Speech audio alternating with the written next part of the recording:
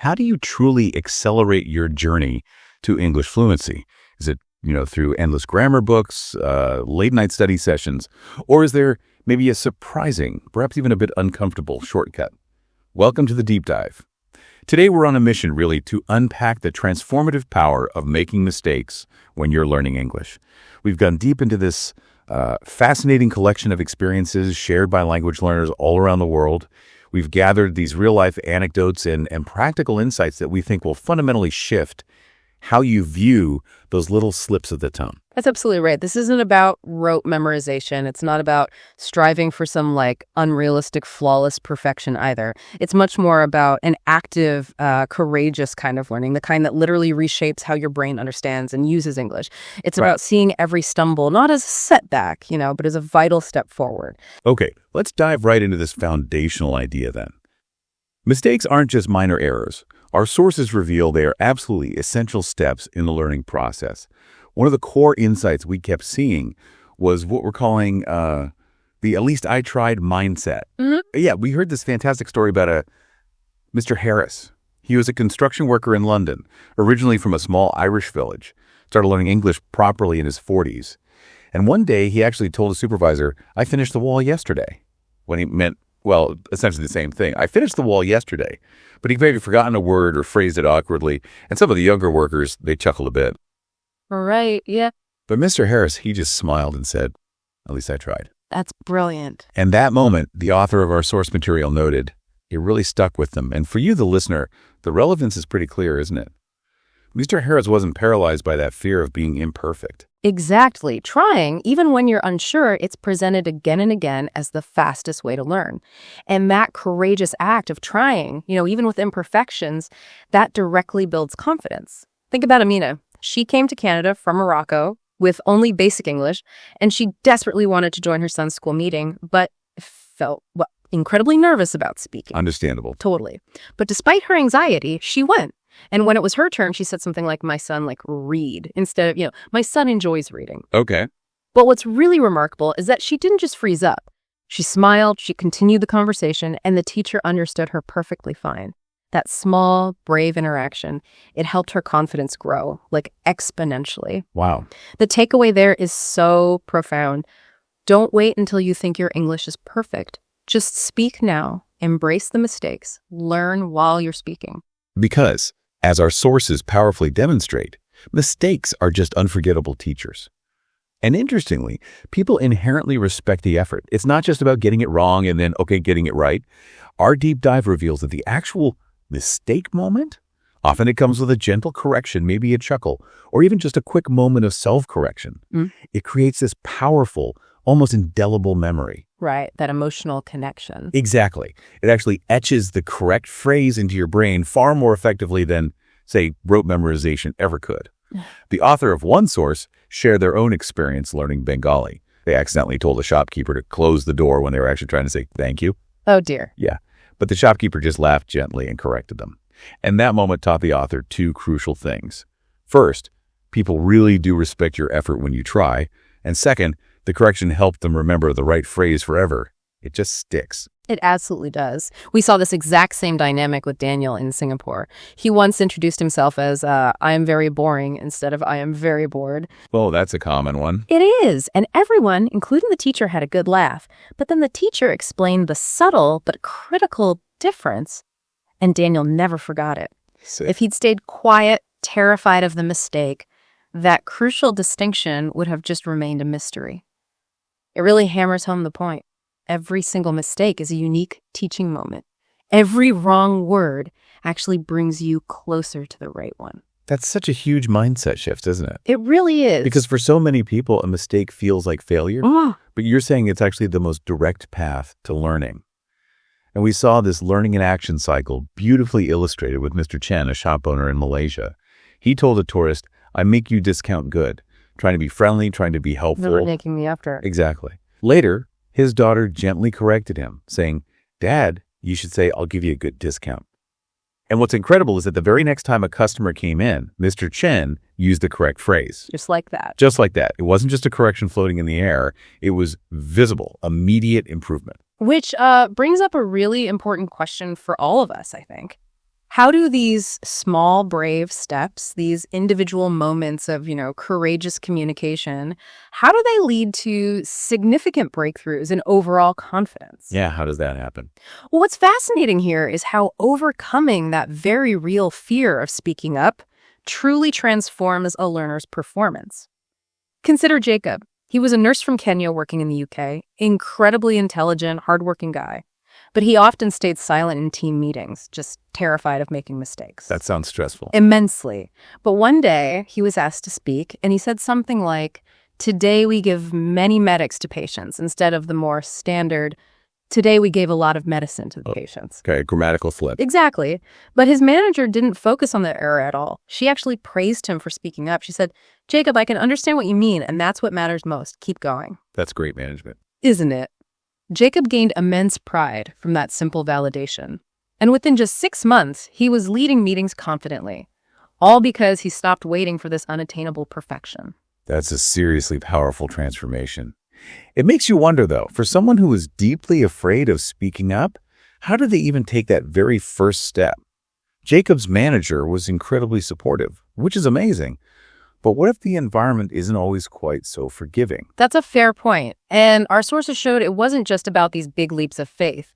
Small, consistent efforts also build that confidence, even if you're sort of your own best critic. Take Emily, a customer support agent. On her very first day, she said, "Please waiting, I check this." Instead of the more natural, "Please wait, I will check this for you." Or, "Just a moment, I'll check that." Gotcha. But what she did next is the key part. She immediately wrote down the correct sentence, the correction, and practiced it. Over time, she built this little notebook, filling it with phrases and corrections. She turned every slip-up into a personal lesson. The notebook method. Exactly. That systematic approach boosted her confidence immensely. And this is where it gets really interesting, I think.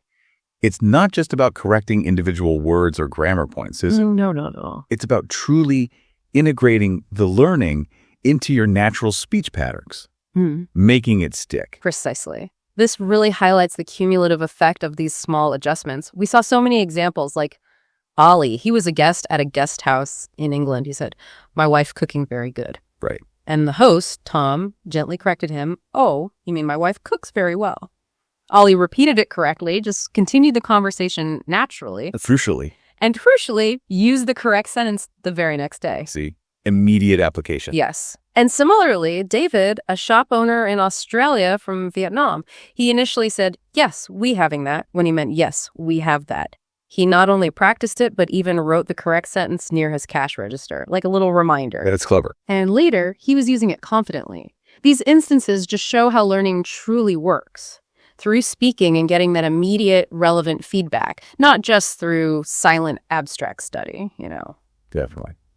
We've spent some time exploring why these brave stumbles are so crucial for building confidence. But now, let's maybe get down to the nitty-gritty. Our deep dive into all these experiences revealed this really fascinating pattern. Specific types of errors, while maybe frustrating in the moment, they actually act as precise diagnostic tools. They point directly to the fundamental linguistic building blocks you need to solidify next. Like master key mistakes. Exactly. Like master key mistakes, you unlock one, and a whole new room of fluency kind of opens up. So first up, let's talk about mastering verb forms in agreement, especially the to be verb am, is, are. Oh, yeah, that's a big one. Huge. Many learners just omit it entirely, which can make sentences sound incomplete or, wrong in English. We saw this across multiple examples. Learners grappling with to be. You had Helen saying, "Yes, he's free on Friday." When she meant, "Yes, he is free on Friday." Right. Or George saying, "I cooking dinner." Instead of, "I am cooking dinner." And Emily with, "Doctor busy now." "The doctor is busy now." And Rachel, "Patient here." "The patient is here." Right.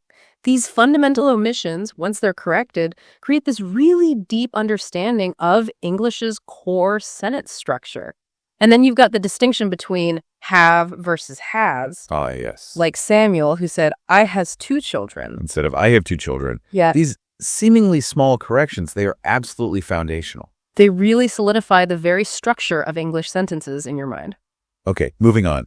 What about navigating tenses? Past, present, future. Right, another crucial area. Getting your tenses right is just vital for conveying when something happened or will happen. For future tense clarity, we often heard phrases like Thomas saying, furniture come after 7 days. When he needed. When he needed to say, the furniture will arrive in 7 days. Makes a difference. It does. Or Jack saying, I clean your room now. Instead of, I will clean your room now. Expressing that future intention. Exactly. And for past tense accuracy, Ethan said, I bring the package yesterday. Should be, I brought the package yesterday. Right. And Chris, I work yesterday. I worked yesterday. Regular past tense. These examples just highlight how crucial that active verb conjugation is for clear communication about time. Right.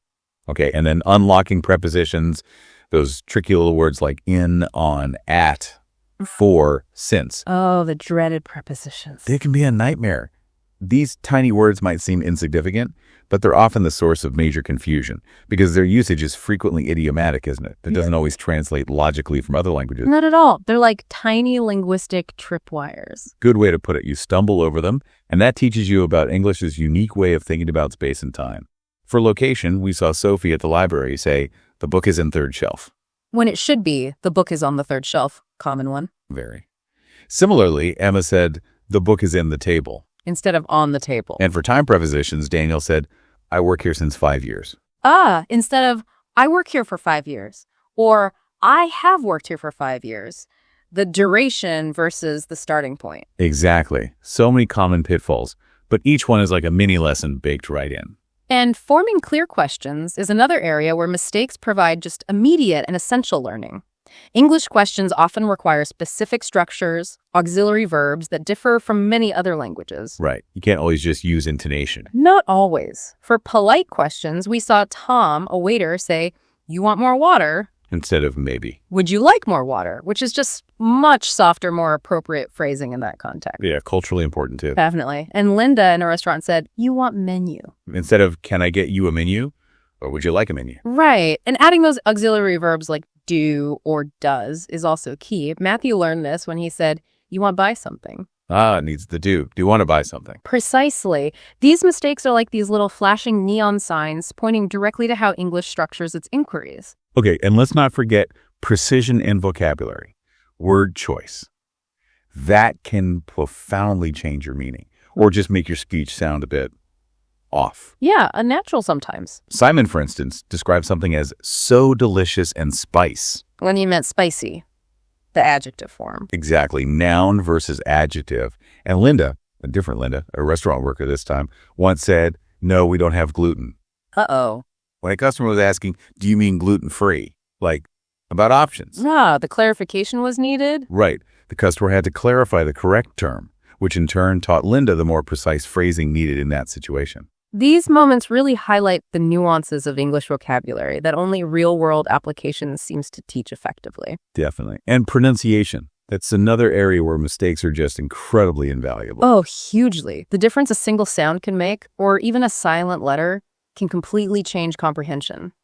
We heard about Laura at a bakery. She kept saying receipt tea. For receipt? Yeah, she didn't realize the P is silent. Classic one. A customer's gentle correction was apparently a breakthrough moment for her. I bet. And Jessica, a nurse, she mispronounced medicine. Her supervisor helped her get it right. Which is crucial for patient safety, obviously. Absolutely. And it boosted Jessica's confidence, too. These audible corrections are so powerful because they directly impact clarity and confidence in those real-time interactions. Yeah, you hear the difference immediately. And finally, overcoming those direct translation pitfalls. This is when you try to translate a phrase, word for word from your native language into English. And it just doesn't quite work. Exactly. It sounds completely unnatural or just plain wrong because English expresses the idea differently.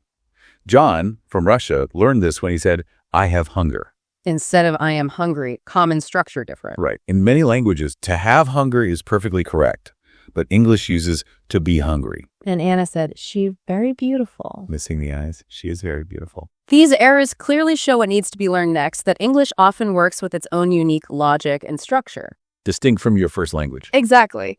And these moments of direct translation failure are often the very best clues to uncovering those differences. This whole section really highlights that English often operates differently from your first language, doesn't it? Especially in its idioms and grammar. Absolutely. And what's truly profound, I think, is that mistakes are the best clues to uncover those differences. They reveal those hidden rules that, honestly, textbooks often struggle to convey clearly. So, okay, we've talked about why mistakes are good, what kinds of mistakes teach us things. What does this all mean for you, the listener, navigating your own English journey right now? How can you actively use these insights to accelerate your own progress? Well, our sources offer several incredibly actionable strategies, things you can start doing today. First, and maybe the most consistent piece of advice we found, speak every single day, even with errors. Just get the words out. Exactly. This isn't about perfection. It's purely about practice. We heard about Robert, a bus driver from Brazil. He spoke daily, just simple things like, next stop is the hospital, or have a good day. Right. He improved dramatically, not primarily from grammar books, but from consistent speaking and the small corrections he picked up along the way. He had a great quote, didn't he? He did. He said, I speak, I make mistake, I learn, and I move forward. Love that. That's the core philosophy right there. It really is. Another incredibly practical tip is to proactively write down your mistakes and their corrections. The notebook again? The notebook. Every time you notice a mistake or someone gently corrects you, jot it down. Then write the correct sentence right next to it, read it aloud maybe 5 times, and then, this is key, actively try to use that corrected phrase in a conversation with someone else soon after. Reinforce it. Exactly. This simple habit transforms mistakes from something you fear into powerful tools for learning. Mark, a student in an adult English class, captured this perfectly. He said, I now love my mistakes. They are my teachers. That's a great attitude. And crucially, seek out opportunities to practice with real people. Speak with your family, your friends, coworkers, anyone. Yes. Interaction is key. We heard about Emma in Australia, who spoke English with her husband daily about just everyday stuff, cooking, shopping, their kids' school. And she learned incredibly fast. Because it was relevant and constant. Right. And the vast majority of people, our sources suggest, are actually happy to help if you just ask nicely and show you're genuinely trying. Yeah, don't underestimate the power of just everyday conversation and people's willingness to connect. You can also record yourself speaking. Ooh, that can feel a bit awkward, though. It might feel a little awkward at first, yeah, but it's remarkably effective. Listen back to your recordings. Try to identify your own errors, maybe it's a mispronounced word or a grammatical slip you keep making, and then practice the corrections. David, we mentioned him earlier, used this method to improve his pronunciation and grammar quite significantly. So it's like being your own objective teacher. In a way, yes. You get to hear how you truly sound to others. Okay. Then combine active listening of repetition. Listen intently to English speakers.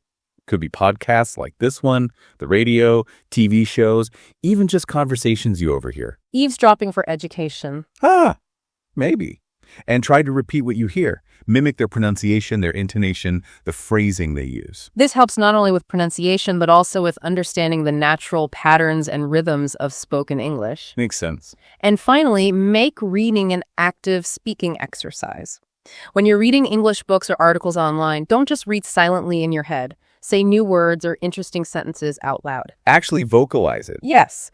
Michael, for example, improved his vocabulary and speaking quite a bit by reading English news daily and actively practicing the difficult sentences by speaking them aloud.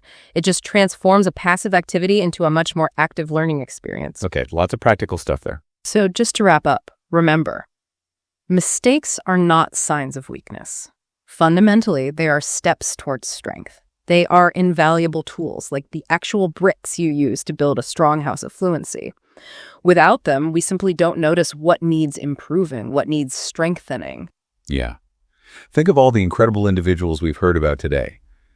You know, Mr. Harris finding confidence in London. Amina bravely speaking up in Canada. Daniel learning from a laugh in Singapore. Jacob leading meetings in the UK. Their diverse journeys, and honestly, countless others like them that popped up in our sources, they all point to one really undeniable truth. Silence never teaches.